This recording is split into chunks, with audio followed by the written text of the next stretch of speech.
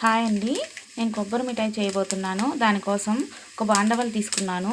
అందులో 2 స్పూన్స్ గీ వేసాను. గీలో పచ్చి కొబ్బరి ముక్కలు 1 కప్పు వేసానండి. అవి ఒక 2 మినిట్స్ ఫ్రై చేస్తున్నాను. కలర్ మారే వరకు ఫ్రై చేయాలండి. కొంచెం ముదురు కొబ్బరి అండి, ఇది ముదురు కొబ్బరి అయితే టేస్ట్ బాగుంటుంది. ఇలా 2 మినిట్స్ లో ఫ్లేమ్లో కలిపెట్టాలి. ఇది మాకైతే చిన్నప్పుడు మేము చాలా ఇష్టంగా తినేవాళ్ళం. ఇది ఇప్పుడు వాళ్ళకి తెలుసో తెలియదో.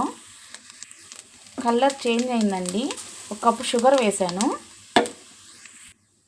షుగర్ వేసాక ఏ కప్పుతో అయితే షుగర్ వేసామో 1/2 కప్పు వరకు వాటర్ వేసాము.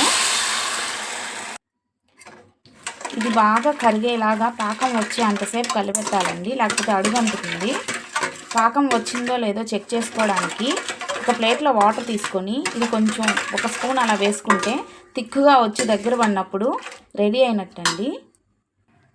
షుగర్ అయితే కరిగిపోయిందండి, సిరప్ లాగా అయిపోయింది. ఇంక ఇది పాకం రావాలి.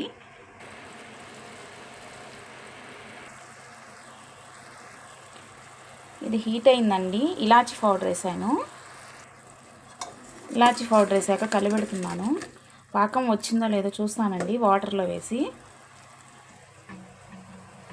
చూడండి, అది వాటర్లో మిక్సప్ అయింది, అంటే రాలేదండి. కొంచెం ముద్దలాగా అయితే పాకం వచ్చినట్టు.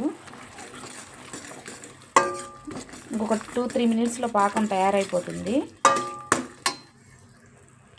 ఇదిగోండి చూడండి, పాకం రెడీ అయిందండి. ఇదిగోండి చూడండి, ఇలా వస్తే మిఠాయికి రెడీ అయినట్టండి. రెడీ అయిపోయిందండి.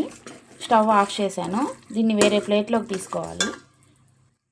ఒక ప్లేట్కి నెయ్యి కానీ నూనె కానీ రాసుకొని దీన్ని టర్న్ చేసుకోవాలండి. ఇదిగోండి, ఈ విధంగా అయితే పాన్లో నుంచి ప్లేట్లోకి టర్న్ చేసుకున్నాను. ఒక 1/2 అవర్ తర్వాత దీన్ని తీస్తే సరిపోతుంది.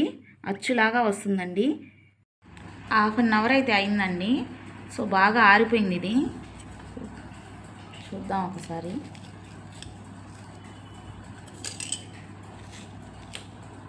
ఇదిగోండి చూడండి ఎలా వచ్చిందో, బాగా వచ్చిందండి.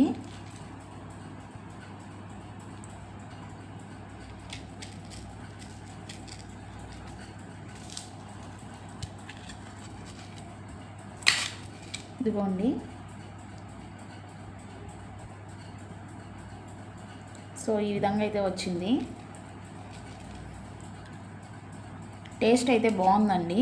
మీరు కూడా ఒకసారి ట్రై చేయండి. ఈ వీడియో మీకు అయితే నచ్చినట్టయితే లైక్ చేయండి, షేర్ చేయండి, సబ్స్క్రైబ్ చేయండి.